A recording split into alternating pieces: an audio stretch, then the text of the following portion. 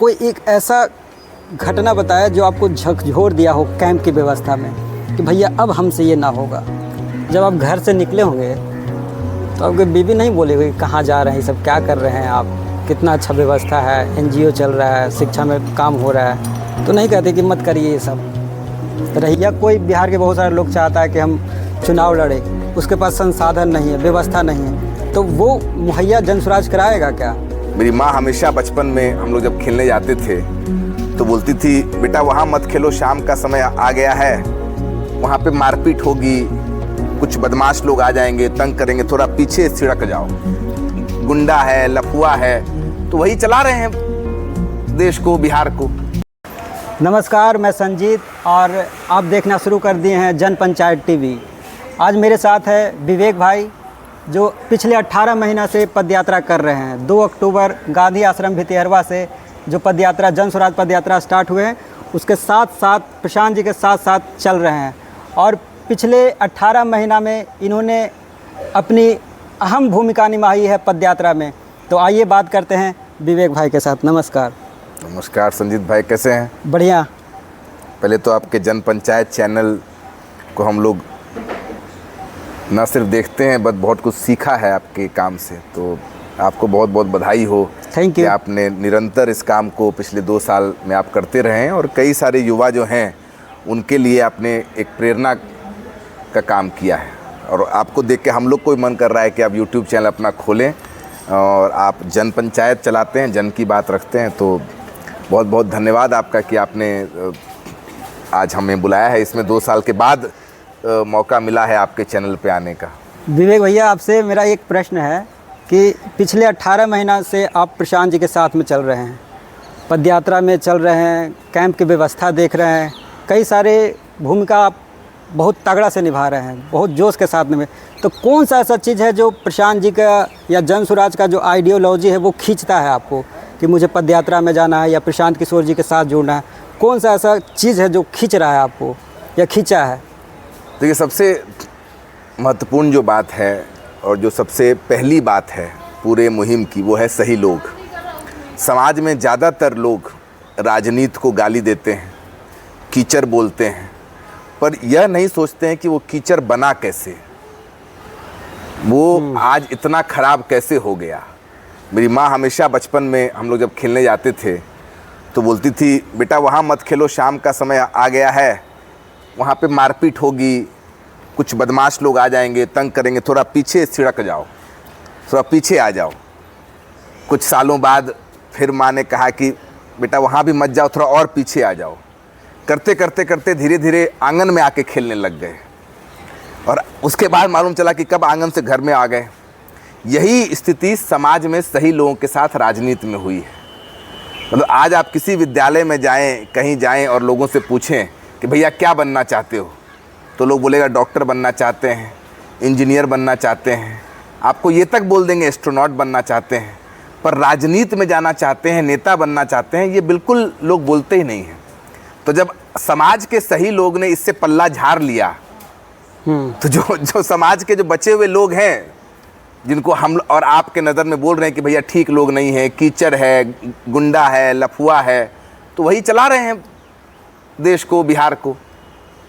तो ये सबसे महत्वपूर्ण था कि भाई जो भी, जिनको भी लगता है कि राजनीति में बदलाव आना चाहिए, समाज को बदलने का एक महत्वपूर्ण, मैं कहूँगा, जरिया राजनीति है और बहुत बड़ा जरिया राजनीति है। आप समाज को अलग अलग स्तर से बदल सकते हैं, समाज सुधार की तरफ से बदल सकते हैं, एनजीओ चला के बदल सकते हैं, एक्टिविज़म करके बदल सकते हैं, लेकिन एक बड़े स्केल पर सतत प्रक्रिया से समाज को बदलना है तो राजनीति के माध्यम से ही आप बदल सकते हैं। तो और भी तो बहुत सारे प्लेटफॉर्म है, जन स्वराज ही क्यों फिर, या प्रशांत किशोर ही क्यों? जैसे बिहार में और कई सारे दल हैं, तो आप जन स्वराज को क्यों चुने या प्रशांत किशोर को के साथ ही क्यों, और किसी के साथ क्यों नहीं? ये इस सवाल का जवाब कहीं ना कहीं आपके सवाल में ही है कि और सब दल है तो यहाँ पहुँच गए हैं। हम और आप इस स्थिति में पहुँच गए हैं कि बिहार में अगर आपको पढ़ना है, अच्छी शिक्षा चाहिए, अच्छी पढ़ाई चाहिए, तब भी आपको बिहार से बाहर जाना है। और अगर आपको पढ़ाई लिखाई करने के लिए भी पैसे नहीं हैं या आप अच्छी शिक्षा के लिए लोन आपको लेना पड़ रहा है और लोन भी बिहार में नहीं मिल रहा है, तो आपको मजदूरी रोजगार के लिए भी बाहर जाना है। तो पढ़ने के लिए भी बाहर जाना है, रोजगार के लिए भी बाहर जाना है, नौकरी के लिए भी बाहर जाना है। बिहार में बच रहे हैं सिर्फ हमारे और आपके माँ बाबूजी। और अगर हमारी और आपकी शादी हो गई तो जो महिलाएं हैं वो आपको दिखती हैं गांव में। हम और आप तो देख ही रहे हैं पिछले 20 महीने से कि बिहार में बुजुर्ग के अलावा कुछ आपको युवा महिलाएं दिखती हैं। तो ये तो वही बात हो गई कि भैया जिस वातावरण में कोई पेड़ पौधा मुरझा गया है, उसी वातावरण में फिर से वो पेड़ पौधा खिल नहीं सकता है। आपको वातावरण बदलना होगा, वो सिस्टम बदलना होगा। तो जिस स्थिति में पहुंचे हैं उससे बदलना है तो कुछ नया करना होगा। एक कहावत है ना कि you can't expect different result by doing the same thing again and again. आपको कुछ अलग रिजल्ट चाहिए तो वही काम हम करते रहें तो रिजल्ट तो बदलेगा नहीं। हम सुबह उठ के रोज गुलाब जामुन खाएं 10 चाह रहे हैं कि वजन घट जाए तो घटेगा नहीं। अच्छा, एक लाइन में अगर आपको डिफाइन करना होगा कि कौन ऐसा 2 चीज़ है या 2 शब्द है जनसुराज में जो आपको खींचता है कि नहीं भाई ये सही में रियल है या समाज से कनेक्ट करता हो, कोई 2 चीज़ ऐसे बताइए जनसुराज में जहाँ पे शब्द लिखा हुआ है, उसमें कुछ बताएं आप। मेरे ख्याल से बहुत अच्छा सवाल आपने कहा है और बहुत अच्छा सवाल आपने पूछा है और इसका आंसर 2 शब्दों में ही है, तो वही जन, जन और सुराज। भाई गवर्नेंस का असली मतलब क्या होता है कि भाई वहाँ के लोग जिन पर शासन किया जा रहा है उनकी भूमिका क्या है। जो असली लोकतंत्र है उसमें क्या है, लोकतंत्र, वो तंत्र जिसको लोग चलाए। इसलिए तो मतलब मैं कहता हूँ राजनीति को हम लोग को समझना हो कि लोक नीति हो, वो नीति जो लोग के हित में हो। तो जन और सुराज, राज हो पर किसका, नेताओं का नहीं, राजाओं का नहीं, जनता का राज जनता के ऊपर हो। तो सबसे महत्वपूर्ण बात जो 2 शब्द है कि पूरी आप व्यवस्था देखेंगे 40, 50, 60, 70 साल में तो जनता का राज आ ही नहीं सकता है, क्योंकि लिए जनता की भागीदारी ही नहीं है। अगर आपकी भागीदारी किसी चीज़ में नहीं है तो आप तो उसके कंज्यूमर हो गए, जो कि डेमोक्रेसी दोनों है।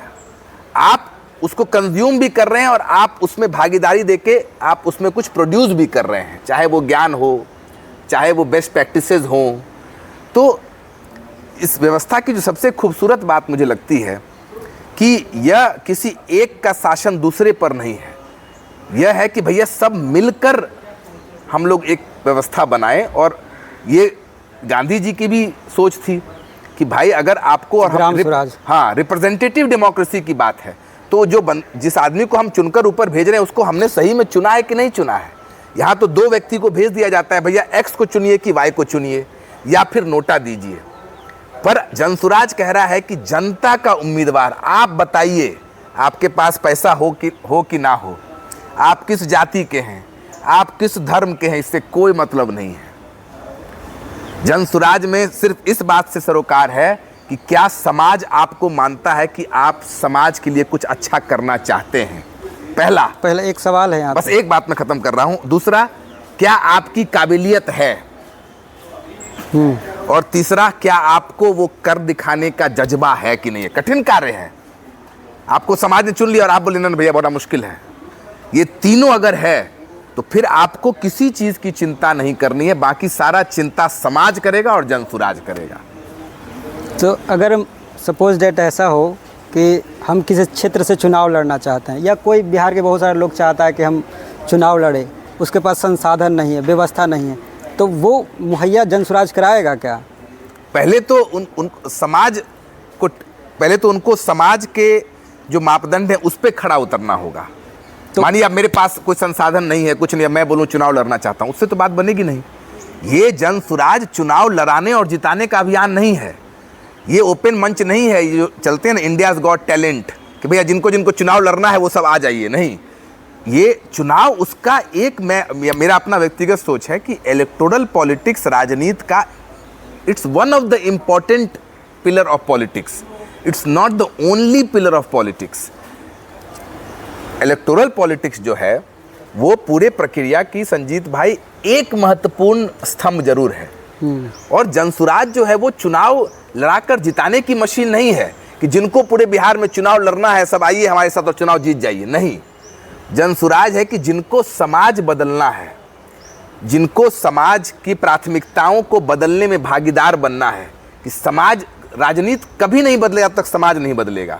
समाज अपनी प्राथमिकताओं को बदलेगा कि भाई समाज में अच्छी शिक्षा पढ़ाई होनी चाहिए, समाज में रोजगार की बात होनी चाहिए, समाज में भूमि सुधार की बात होनी चाहिए। समाज जागृत होगा तो राजनीति बदलेगा। और अगर आप वो करना चाहते हैं, आप समाज की चेतना को जगाने का काम करना चाहते हैं, गांधी जी बाबा साहब अंबेडकर के बातों को वापस से ज़मीन पर ले जाना चाहते हैं, तो आप इसमें जुड़िए। और फिर आप सब मिलकर समाज वो तय करेगा कि भैया ये सबसे काबिल इंसान भी हैं और इनमें जज्बा भी है और इनमें समाज को करने के लिए जज्बा तो है ही, समाज के लिए उन्होंने कुछ किया भी है, तो जनसुराज उसको मदद करेगा। मेरा सवाल यहाँ पे ये है, जब समाज ही सारा चीज़ तय कर दे कि ये भैया काबिल आदमी है, तो समाज हमको जानता ही है, तो फिर हम आप जनसुराज के फिर क्या ज़रूरत? अगर ये सारा लोग तय कर दे, समाज मिलकर ही तय कर दे कि समाज के लोग ये कहने लगे कि भैया ये आदमी विवेक जी हैं जो काबिल हैं, ये टैलेंट है, तो अगर वो विवेक खड़ा होंगे उस टाइम, तो वोट तो वहाँ पे भी लोग दे सकता है।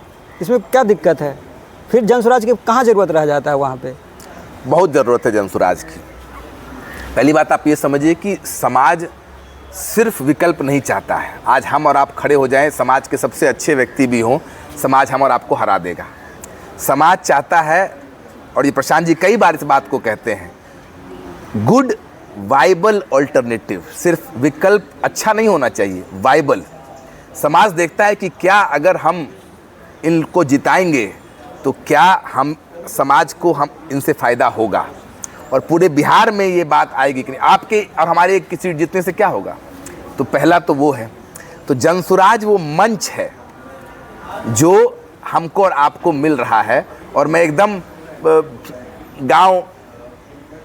गांव में जो बातचीत करते हैं उस भाषा में बोलें तो जनसुराज, और प्रशांत इसको कई बार अपनी भाषा में बताते हैं जो हम लोग को काफ़ी प्रेरित भी करता है, लेकिन मैं अपनी बोलचाल की भाषा में बताऊं तो आपके पास सबसे अच्छा, मतलब आपके पास आपने पानी बनाया, आपने शरबत बनाया, या आपने खाना बनाया, पनीर है, रोटी है, चटनी है, सब है, और थाली में लीकेज है, तो आप खा नहीं पाएंगे। जनसुराज उस कढ़ाई की तरह है, उस बॉल की तरह है, उस थाली की तरह है जो इस सबको एक मंच दे रहा है। बिना मंच के जब तक वो और समाज के अच्छे लोग ऑर्गेनाइज नहीं हो, समाज में तो अच्छे लोग हैं ही। जनसुराज समाज में बहुत महत्वपूर्ण बात है, जनसुराज समाज में अच्छे लोगों को पैदा नहीं कर रहा है। जनसुराज समाज में अच्छे लोगों को खोज कर एक मंच पर ला रहा है। कुआं कैसे खुदता है? संजीत यहाँ पर थोड़ा खोद दे, रोशन वहाँ पे थोड़ा खोद दे, मैं थोड़ा वहाँ पे खोद दूँ, तो 3 अलग अलग गड्ढे हो गए। लेकिन हम लोग एक जगह जाकर खोदें ऑर्गेनाइज्ड वे में, तो वहाँ से पानी निकलेगा।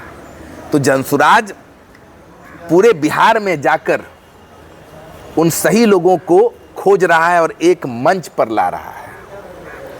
अच्छा, मेरा प्रश्न अगला ये है आपसे कि आपने शिक्षा की बात की, रोज़गार की बात की, और कई सारे दल ऐसा है जो शिक्षा रोज़गार की बात करता है, जैसे आरजेडी, बीजेपी या जदयू, कहीं ना कहीं ऐसा ये भी बात कर रहा है कि शिक्षा रोज़गार के बाद। तो जनसुराज और कोई भी और भी पार्टी, उसमें क्या डिफ़र है? आप 2 लाइन 4 लाइन में इसको समझाएं आप। पहले मैंने तो कभी सुना नहीं। अभी लोकसभा का चुनाव हुआ था, मैंने कोई ऐसी शिक्षा की बहुत बड़ी बात सुनी नहीं। यहाँ तो आके बताया जा रहा है कि 5 किलो अनाज आपको दे रहे हैं और 5 किलो और देंगे। तो मैंने कोई शिक्षा की बात, रोज़गार की बात नहीं सुनी है। रोज़गार की मोटा मोटी बात हो रहा है, लेकिन जो कई और देशों में होता है कि जनसुराज और बाकी पार्टियों में, कि हम सिर्फ यह नहीं बता रहे हैं कि, और हम ये नहीं बता रहे हैं कि आपको ये हम लोग देंगे। वो तो जनसुराज ब्लूप्रिंट बना ही रहा है, विजन बना ही रहा है। जनसुराज कह रहा है कि आपको क्या करने से ये मिलेगा, कि आप वोट शिक्षा पर दीजिए, आप वोट रोजगार पर दीजिए, तो आपको मिलेगा। जिस तरीके से आपको वोट अगर आपने राम मंदिर पे दिया है तो आपको राम मंदिर मिला है, या आपने वोट बिजली पे दिया है तो आपको बिजली मिला है। दूसरी बात संजीत भाई, हमने नहीं सुना है, हमने नहीं सुना है कि कोई जाके बोल रहा है कि आप शिक्षा पर वोट दीजिए, आप रोजगार पर वोट दीजिए। जाके लोग अभी लोकसभा चुनाव में बड़े स्तर पर कैंपेनिंग हुई है।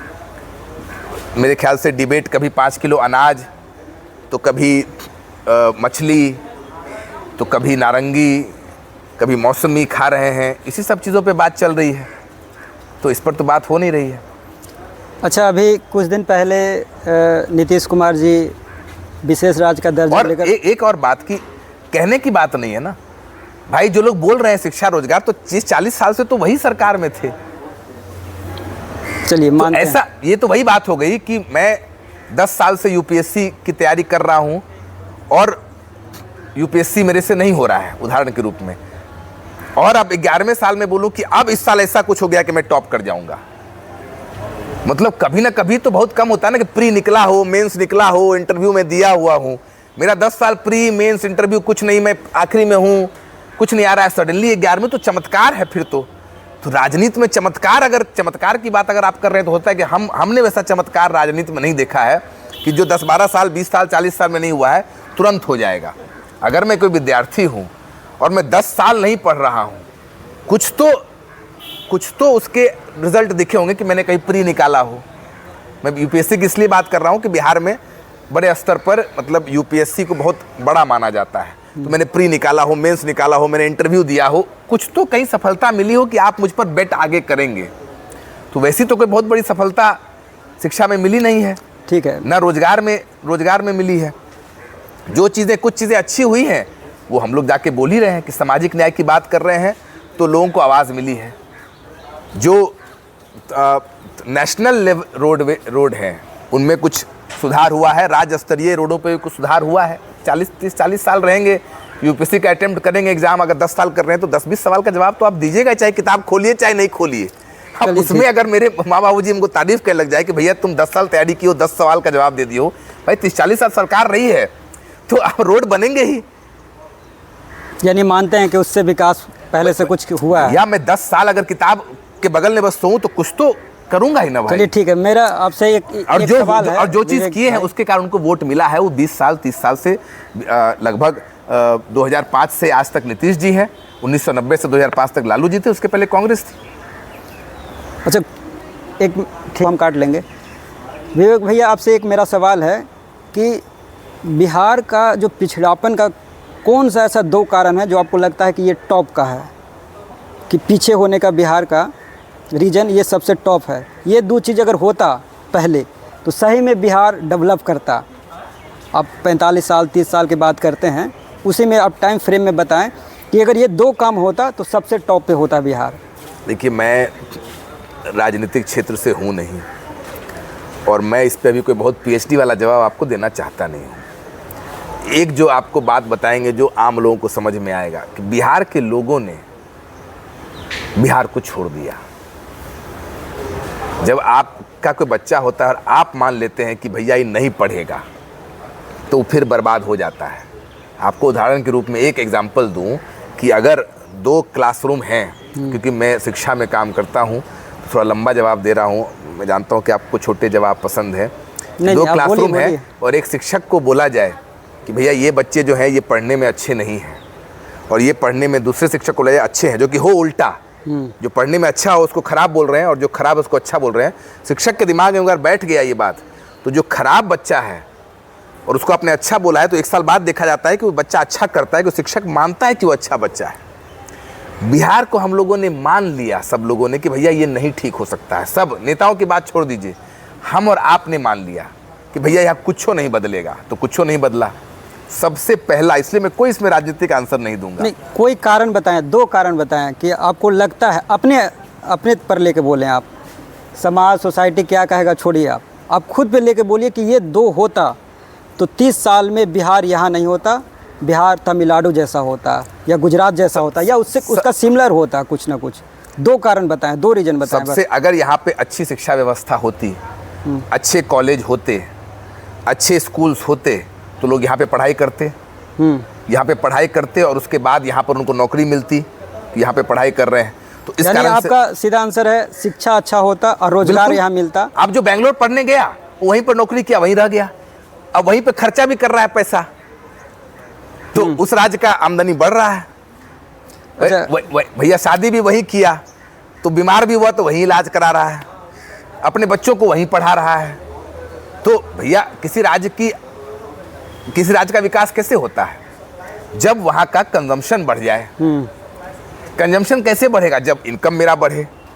इनकम कैसे बढ़ेगा? या तो कोई व्यापार के थ्रू बढ़ेगा, या आजकल बोलते हैं नॉलेज इकोनॉमी हो, यही तो, या फिर जो खेती बताते हैं। इस तीनों की व्यवस्था यहाँ पर नहीं है। यहाँ कोई IT पार्क है नहीं, एंटरप्रेन्योरशिप की सुविधा है नहीं। और दूसरी बात है कि यहाँ के लड़के जब एक बार बाहर चले गए, मैं एक बार बाहर चला गया तो मैं वापस यहाँ पे आऊँ क्यों? और कोई कंपनी खोले भी तो उसको यहाँ पे टैलेंट ही नहीं मिलेगा। तो यहाँ से लोग पढ़ने जो एक बार बाहर चले गए तो ब्रेन ड्रेन हो गया। जैसे भारत का ब्रेन ड्रेन हो रहा है, वैसे भारत में बिहार से ब्रेन ड्रेन हो गया है। तो जो बाहर गया वो बाहर नौकरी कर रहा है तो पैसा वहीं पे खर्च कर रहा है। तो यहाँ पे इंडस्ट्री खोल के करेंगे क्या? और यहाँ पर अगर आप बहुत सारा फैक्ट्री खुल जाएगा तो फैक्ट्री भी कोई इलाज नहीं है। ज़्यादातर सिंगापुर में कितनी फैक्ट्री है, स्वीडन में कितनी फैक्ट्री है। मैन्युफैक्चरिंग एक पार्ट है जिससे आप इकोनॉमिक ग्रोथ कर सकते हैं, पर उसके अलावा कई सारे पहलू हैं जिसको आपको साथ लाना होगा, तब होलिस्टिक आप बोल सकते हैं ग्रोथ होगा। जिसको बोलते हैं आपको आमूलचूल परिवर्तन। एक चीज़ अच्छा होने से होगा नहीं। और मेरा मानना है कि शिक्षा में बड़े स्तर पे बदलाव, और सिर्फ प्राथमिक नहीं, प्राथमिक, सेकेंडरी और टर्शरी, ताकि लोग फिर यहीं पर रहें और इंडस्ट्रीज़ यहाँ पर आएँ, चाहे वो नॉलेज इकोनॉमी हो, मैन्युफैक्चरिंग हो, सर्विस हो, सप्लाई चेन हो। जब यहाँ पे देखेंगे कि यहाँ पे टैलेंट है, लेकिन यहाँ तो नीचे से ऊपर तक की स्थिति डमाडोल है।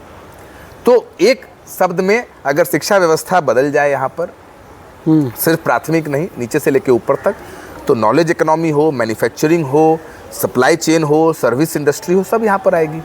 और एंटरप्रेन्योरशिप भी बढ़ेगा और अपने आप पूंजी आएगा। चलिए, मेरा अगला सवाल है ये कि आप देखिए, एक आखिरी, आप कई जगह देखते हैं दिल्ली के आसपास विकास कैसे हुआ है। या तो यहाँ बहुत सारे NCR एरिया में, हाँ NCR में, या तो यहाँ बहुत सारे घर बना दिए पहले, तो घर जैसे बहुत सारे बन गए तो मॉल अपने आप बन गए, या पहले आपने मॉल बना दिया तो उसके आसपास घर बन गए। आपसे अगला सवाल थोड़ा अब पर्सनल भी हो सकता है, बुरा तो नहीं मानिएगा? नहीं, पूछिए। क्या आप चुनाव लड़ना चाहते हैं? नहीं, ये तो पर्सनल क्या है, तो जब इस क्षेत्र में आए हैं। हाँ, अब बताएं। मेरी कोई दिलचस्पी, इसको मैंने सार्वजनिक रूप से कहा है, चुनाव लड़ने में नहीं है। और ये कोई ऐसा नहीं है कि मैं उसको आई एम लुकिंग डाउन। चुनाव जिनको लड़ना है वो, भाई आपको 243 MLA चाहिए, आपको 500 से ऊपर MP, 540, 543 MP चाहिए देश को चलाने के लिए। आपको 1 लाख, बिहार में 1 लाख से ज़्यादा वार्ड सदस्य चाहिए, 8000 मुखिया सरपंच चाहिए। मेरी अपनी रुचि जो है वो है कि व्यवस्था अगर नहीं बनेगी तो आपके 240 अगर MLA आ भी जाएँ अच्छे, 243 MLA आ भी जाएँ अच्छे, तो फिर वो व्यवस्था चल नहीं पाएगी आगे। जितने भी आप व्यवस्था बना रहे हैं, व्यवस्था बनाने में मैं नहीं बना रहा हूँ, मतलब हम लोग सब मिलकर बना रहे हैं। और मुझे वो आप बोलेंगे कि मुझे वो सेटिस्फेक्शन देता है, मुझे उसमें मज़ा आता है कि व्यवस्था, मानिए आपको उदाहरण के तौर पे कि ये बिल्डिंग हम लोग यहाँ पर देख रहे हैं, कोई लोग होंगे कि भैया जो बिल्डिंग जब बन जाएगी तब अंदर आके बताएंगे कि यहाँ पर क्या रखा जाए, इंटीरियर डिज़ाइन किया जाए। कुछ लोग बाहर से देखते हैं कैसे बने, और कुछ लोग होते हैं कि भैया इसकी नींव कैसे तैयार हो।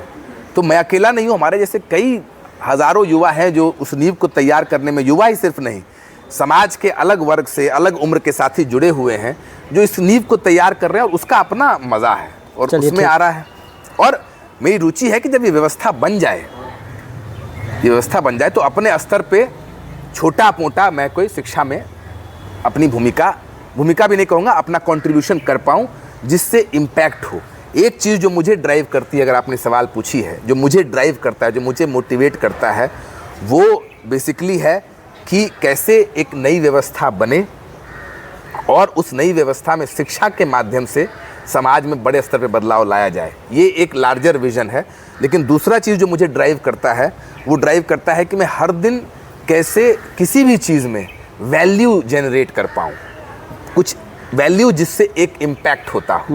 वो छोटे स्तर पे हो, बड़े स्तर पे हो, मीटिंग के माध्यम से हो, गांव में जाकर लोगों से मिलना हो, मोबिलाइज़ करना हो, पोस्टर चिपकाना हो, भोपाल से लेके प्रचार करना हो, लोगों के साथ बैठ के उनकी बातों को सुनना हो, लैपटॉप पे प्रेजेंटेशन बनाना हो, या फंड इकट्ठा करना हो, लोगों को कोई भी चीज़ जिससे इस नई व्यवस्था में एक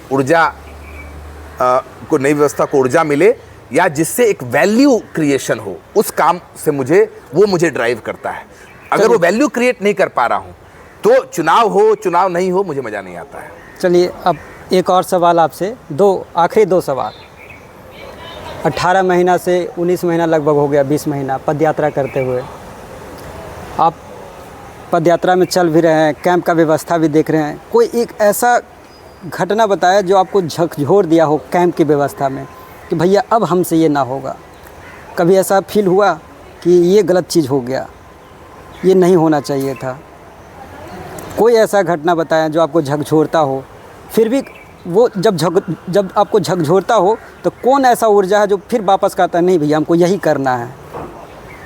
हर आदमी के जीवन में ऐसा होता है अमूमन कि भैया अब हमसे ये ना होगा, लेकिन कोई ना कोई ऐसा ताकत शक्ति है जो आपको खींचता है कि नहीं ये करना है तुमको। देखिए, तो कोई घटना ऐसे समझाएं, 2 कहानी साल में हर दिन जब हम लोग गांव में जाते हैं और बूढ़ी दादी को देखते हैं तो उनके आँखों में सिर्फ आशा दिखती है कि भैया कुछ कर दो। वो झुक के आती हैं और प्रशांत जी से मिलती हैं और देखती हैं वो कुछ कर दें अपने बच्चों को, पोतों को दिखाते हुए। तो वो उस समय ज़रूर वो झकझोरता है कि समाज के मदद से एक नई व्यवस्था तो हम लोग बनाने जा रहे हैं और जनसुराज 2025 में आ रहा है। ये हम लोग का ओवर कॉन्फिडेंस या अहंकार नहीं है, समाज में इतना ज़्यादा वैक्यूम है कि उसको भरने का काम जनसुराज कर रहा है और करेगा। लेकिन जो चीज़ झकझोरता है कि जब हम लोग आ जाएंगे तब हम लोग की जिम्मेदारी बढ़ जाती है। तब हमारा असली काम शुरू होगा कि जिन सपनों को हम लोग मिलकर देख रहे हैं उसको पूरा करने के लिए इससे 10 गुना ज़्यादा हम लोग सबको मेहनत करना होगा और हम लोग सब तैयार हैं उसके लिए। तो एक तो वो बात। दूसरा, क्योंकि मेरा झुकाव शिक्षा की तरफ रहा है, जो सबसे ज़्यादा संजीत भाई मुझे तकलीफ़ देती है कि ये कहीं नहीं होना चाहिए। ये बिहार में नहीं, भारत में नहीं, दुनिया के किसी कोने में नहीं होना चाहिए कि आप जिस दिन पैदा होते हैं उस दिन आपकी छलांग तय है।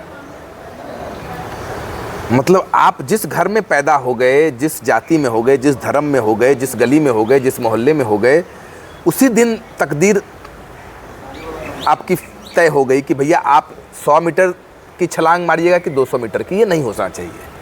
आपकी और हमारी क्षमता, आपकी और हमारी जो डेस्टिनी है वो इस बात पर निर्भर करना चाहिए कि हमारी और आपकी क्षमता कितनी है, ना कि हम कहाँ पैदा हुए हैं।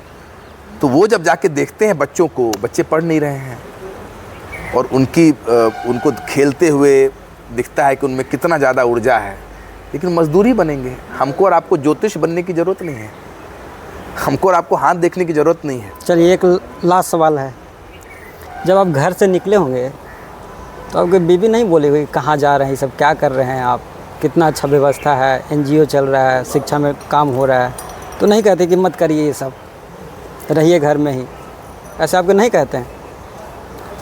नहीं, मतलब देखिए, ऐसा कोई भी आप काम करेंगे जिसमें आर्थिक रूप से स्थिरता नहीं है, सामाजिक रूप में उसकी बहुत ज़्यादा मैं बोलूँगा एक्सेप्टेंस नहीं है।